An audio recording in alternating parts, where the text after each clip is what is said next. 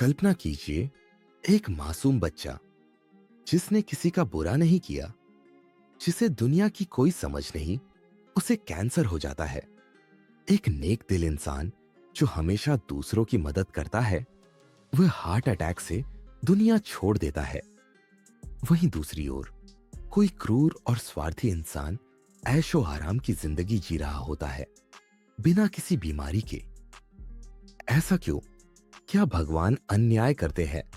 क्या ये सिर्फ संयोग है या इसके पीछे कोई गहरी वजह छिपी हुई है? अगर आपने कभी ये सवाल खुद से पूछा है, तो आज आपको इसका जवाब मिलेगा। और यकीन मानिए, जब आप इसे समझेंगे तो जिंदगी को देखने का आपका नजरिया बदल जाएगा। अगर आप ये वीडियो पूरा देखेंगे तो आपको पता चलेगा कि बीमारी सिर्फ शरीर तक सीमित नहीं होती, बल्कि आत्मा के पुराने कर्मों से भी जुड़ी होती है।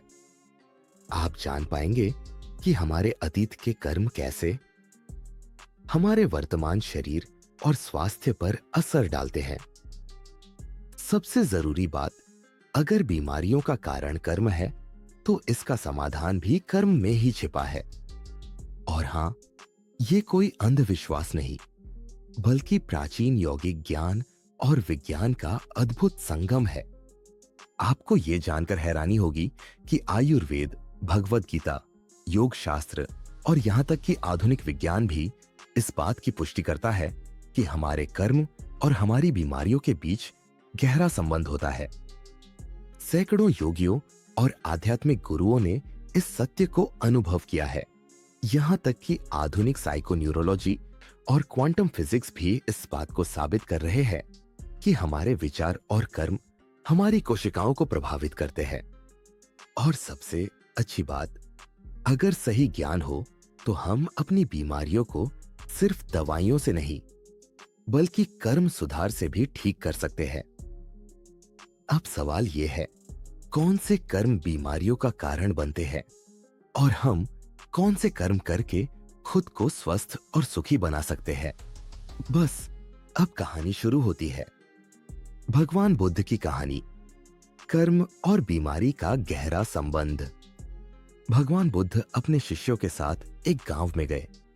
गांव के लोग उन्हें देखने के लिए उमड़ पड़े, लेकिन उसी गांव में एक व्यक्ति बुरी तरह से बीमार था। उसका शरीर कमजोर था, आंखों में दर्द और पूरे शरीर में जलन हो रही थी। डॉक्टरों ने भी कह दिया था कि अब कोई इलाज नहीं है। जब उसने सुना कि बुद्ध गांव में आए हैं, तो उसने अपने परिजनों से कहा, कृपया मुझे भगवान बुद्ध के पास ले चलो, शायद उनके पास मेरे लिए कोई जवाब हो। उस व्यक्ति को बुद्ध के पास लाया गया।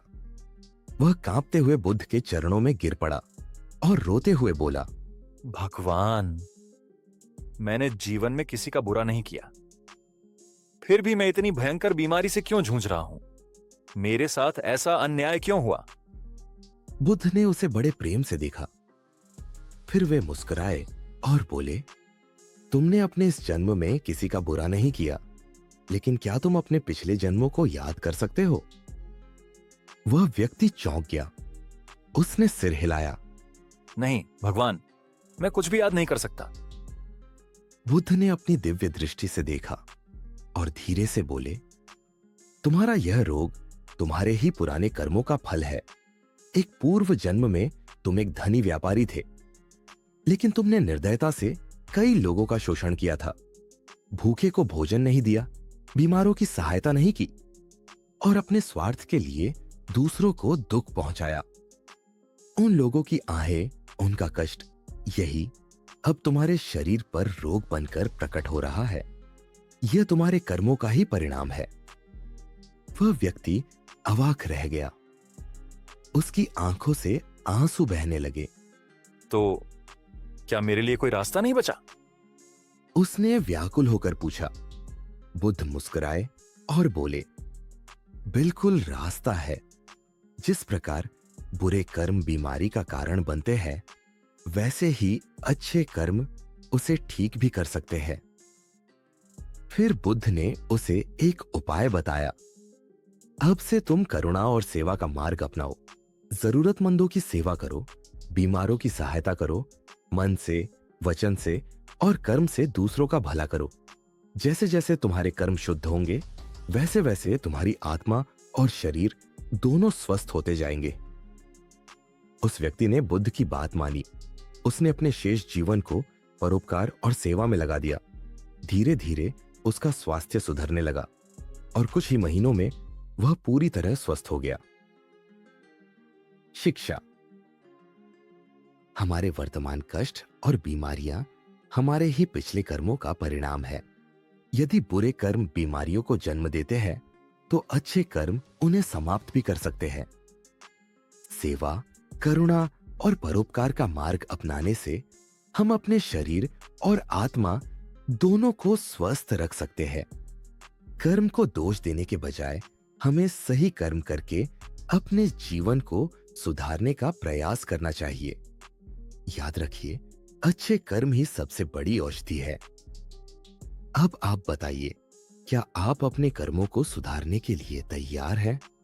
भगवान बुद्ध और एक रोगी भिक्षु की कहानी। कर्म और बीमारी का गहरा संबंध।